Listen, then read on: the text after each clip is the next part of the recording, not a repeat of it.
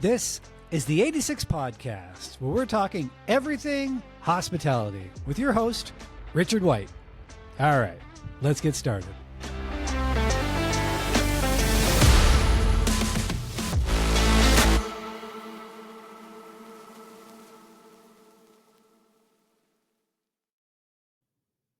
And we're back. Season 2, Episode 1 of the 86 Podcast with your host, me, Richard White. Man, have I got a hell of a story for you today as we talk about food service marketing, restaurant marketing. As you know, the 86 broadcast is brought to you by Freeman Signature Canada, Canada's coast-to-coast national food service brokerage. Not only do they use the greatest CRM technology to get you and your products into the market space the best, they are coast-to-coast coverage. You can learn more at info@freemancan.com or Freeman Signature Canada in the Google. Wow. We have a case today of hell freezing over. That's right. New Zealand pizza franchise Hell Pizza made a splash after telling environmentalist and activist Greta Thunberg to go to hell. Now, most restaurant advertising campaigns don't usually tell young people to go to hell. They don't take out big billboards to do so. Most restaurants just use things like Facebook and TikTok and Instagram to get their message out. But no, not Hell Pizza. The move was in response to Thunberg's criticism of New Zealand and then Prime Minister Jacinda Ardern's climate crisis efforts. Hell's edgy campaign, which promotes the company's 100% carbon neutral deliveries around Wellington, which is a city in New Zealand, I presume you know that. It went viral for its rather public calling out of the 18-year-old. Hell had also tried to secure, get this, a large billboard in Stockholm to say the same thing, but the joke was obviously missed and deemed too offensive and dropped. But it's not the first time Hell Pizza has made headlines for controversial or offensive advertising. You know, they say there's no such thing as bad promotion, but advertising, promotion, marketing, like this is a bit of a soup. Since their opening in 1996, Hell has pushed boundaries in advertising, which has seemed to overstep the line, not only in terms of taste, which we're going to get into, no pun intended, but also on occasion fall foul of advertising standards. Now, if you think that the Greta Thunberg go to hell bit was edgy, yes, they, in 2009, had to remove one of its billboards after it had a picture of Hitler saluting with a slice of pizza. They had to take it down after receiving complaints from the Jewish community. No doubt. The Nazi leader was shown in a Heil Hitler style salute with a pizza in its hand next to a quote of his own. It is possible to make people believe that heaven is hell. Well, I get it. Hell Pizza, the hell quote. Man, does that really push some boundaries though? Some of the offending billboards were replaced with the chain's famous quotes campaign. Love that. Pope Benedict saying, hell is real and eternal. I guess they're still talking about their pizza chain. Hell. Anyways, hell hath no fury. In a statement at the time, Hell said, we had hoped to get away with people seeing Hitler with a piece of pizza as funny. Nope. Dude, I don't think that that's funny. I think people are going to get offended. I don't think that there's a way to correctly use Hitler in your advertising campaign, but hey, you gave it a shot. They had another offensive one with Miss Fortune cookies. Well, we've all ordered takeaway food and had fortune cookies be in there from some places. Of course, they decide to come up with Miss Fortune cookies. And they misread the room dramatically in 2011 after launching the campaign, which included messages, you will marry a transgender inside their Miss Fortune cookies. That's not good. That didn't age well. Sorry, Hell Pizza.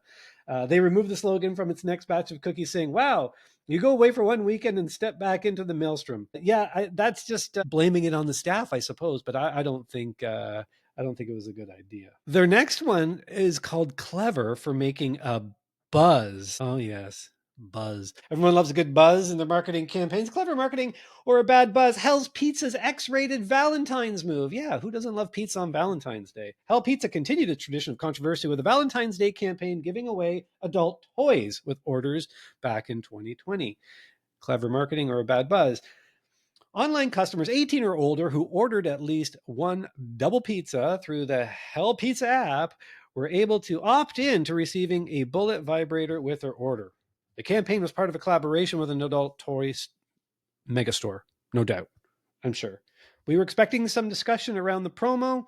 as it's likely to resonate with different people for different reasons, but we hope and expect the dialogue to be lighthearted and mature, said a spokesman for the company. Those people who enjoy it can enjoy it, and those who don't needn't worry about it. Well, that's one way to respond to that type of backlash.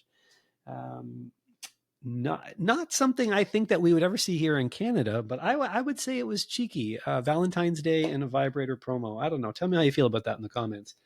Um, Another one they did that touched on the same theme. They got mammoth backlash after Lust Pizza condom drop off. In 2006, the company launched the most hated New Zealand ad campaign in history when it dropped about 170,000 condoms in New Zealand letterboxes as part of a promotion for its Lust Pizza. The campaign ultimately attracted more than 600 complaints. That sets a record, and it still holds today. Advertising Standards Alliance Chief Executive Hilary Suter noted that the campaign was so contentious that it was essentially unaddressed, it was essentially unaddressed mail being dropped into letterboxes around the country. Wow, that is crazy. Oh, we're only 6 minutes into the podcast here. It's time for a quick ad. Let's pay the bills, shall we? Olivieri, whether you're creating menus for your restaurant or putting together a catering options, Olivieri Food Service pastas and sauces and gnocchi will allow you to make a range of delicious dishes that will cut costs and save time.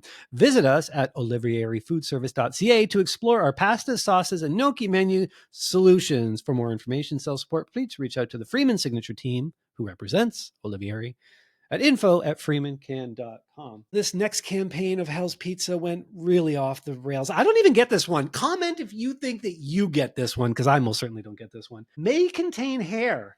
Hell launches an unruly tourist pizza. Now, I live in Wasaga Beach, as everybody knows, and we get a lot of tourists up here. And tourists, for better or for worse, man, do they ever get slagged from time to time?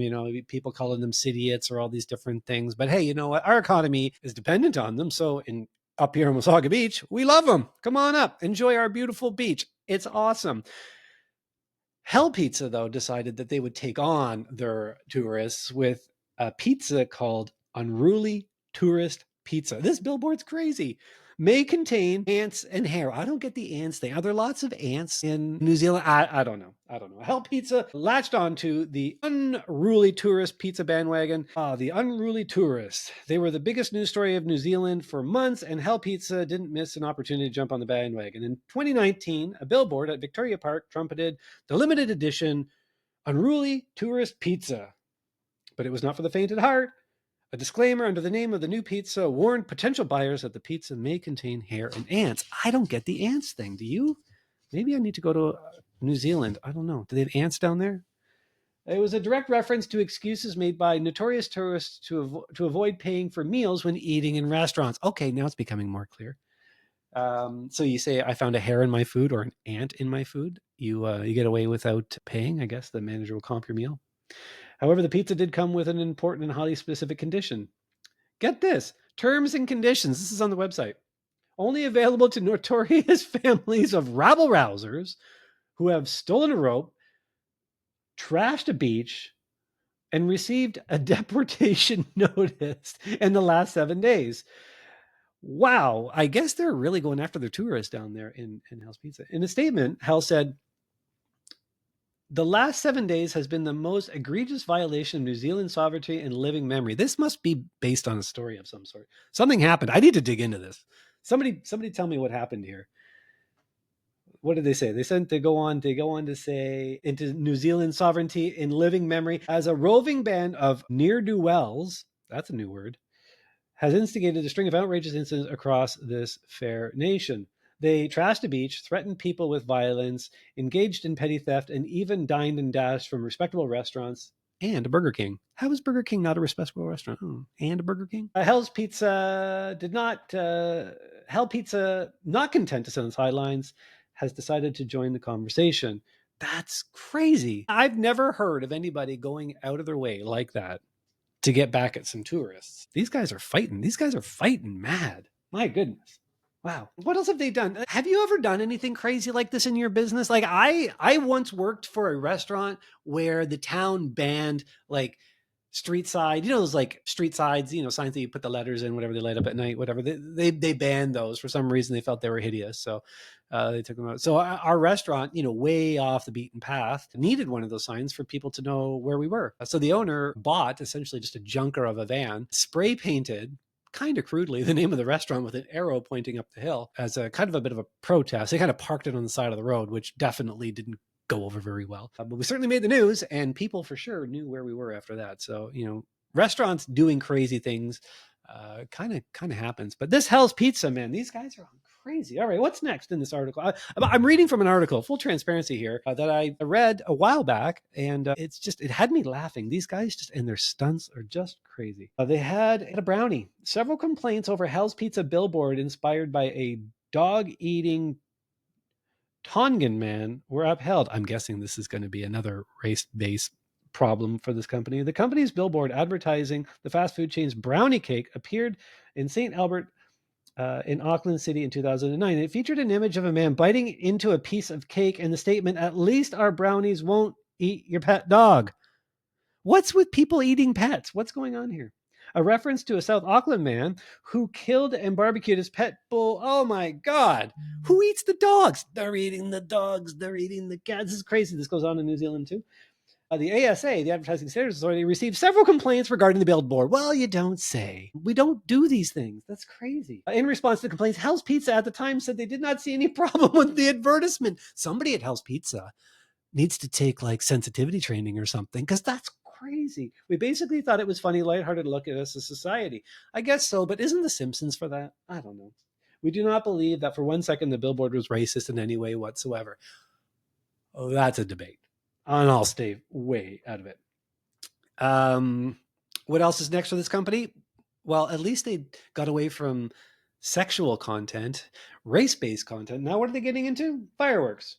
Hell no longer sells fireworks with its pizzas. That's a headline that you want to read. I need to know more about that. In 2018, Hell took to pyrotechnics off the menu despite the pizza firework combos being a top seller, following calls for social responsibility. So basically what they were doing is selling fireworks along with their pizzas. I guess it's a good idea on one side. Hey, Uber Eats will deliver you anything these days. Why not get fireworks with your pizza? The franchise chain had been selling Hellfire Pizza, which came with a side of fireworks, in the lead up to a Guy Fawkes night since 2013. Hell Pizza said the flaming deal was introduced to offer customers a whole night's worth of entertainment. Yes, folks, grab one of our pizzas, sit down in your living room, and light off some fireworks. I'm sure that happened. Hell Pizza goes on to say they were the first company and only company to deliver fireworks to people's houses. That's just crazy. That's crazy. I don't even know what people are thinking. People using fireworks irresponsibly and the distress that can be caused for horses and other pets was a deciding factor for them to take it off the menu. Yes, fireworks and animals aren't a mix.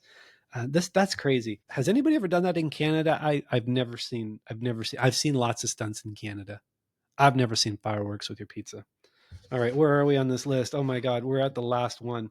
This is fantastic. Hell Pizza is in trouble over fake meat stunt. Now, this one, I would definitely be offended at this one. I'm not a vegetarian by any stretch of the imagination, but I do believe that you should be eating what you think you're eating. In 2019, Hell Pizza came under fire after it sold more than 3,000 of its new burger pizzas, with most customers not realizing its burger-like topping was made of Beyond Meat, which is, as you know, a plant-based meat alternative. And because it tastes so much like meat, I guess people didn't even notice.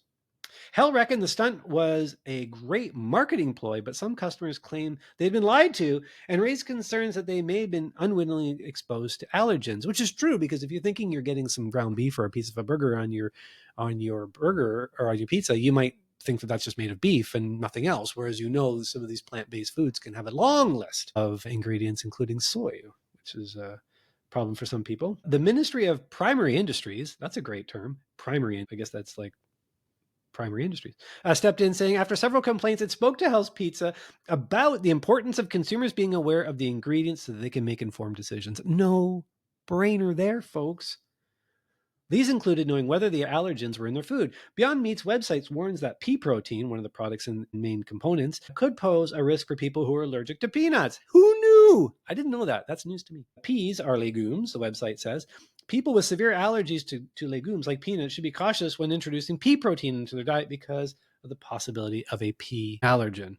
That would suck. Dr. Bodo Lang that's a great name. Bodo Lang. That sounds like a Star Trek character.